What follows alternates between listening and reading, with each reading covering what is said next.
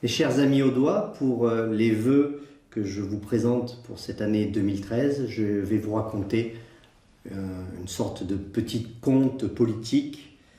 Une petite fille qui s'appelle France n'aura rien comme cadeau de Noël cette année, seulement une boîte vide au pied du sapin de Noël. Vide comme le sont les promesses auxquelles elle a cru du président François Hollande. Pourtant, France a essayé d'être gentille cette année. Elle a fait des efforts pour sauver l'euro, en remboursant la dette grecque notamment, en aggravant bien évidemment la sienne.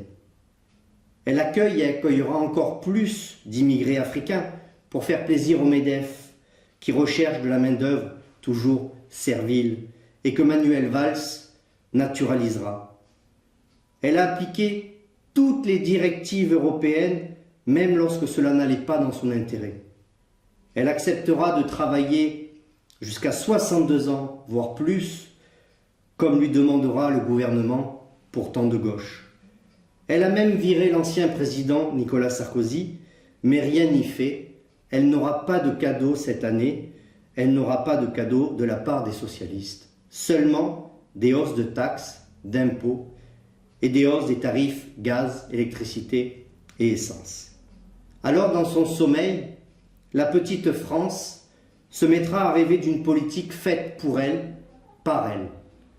Une politique nationale de protection de ses industries, de son agriculture, de sa pêche, d'une maîtrise de ses frontières, pour dire qui peut venir et qui ne peut pas venir chez elle, d'une politique d'octroi de pouvoir d'achat, de relance des retraites, une politique de vigueur et non de rigueur, comme on lui impose.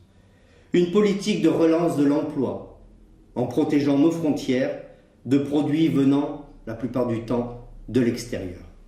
Alors France s'endormira, sourire aux lèvres, en mettant un visage sur son rêve national, celui de Marine Le Pen. Mes chers audois, même si ce conte est un petit peu triste, je vous présente mes meilleurs vœux de courage, de bonne santé pour cette année 2013. Merci.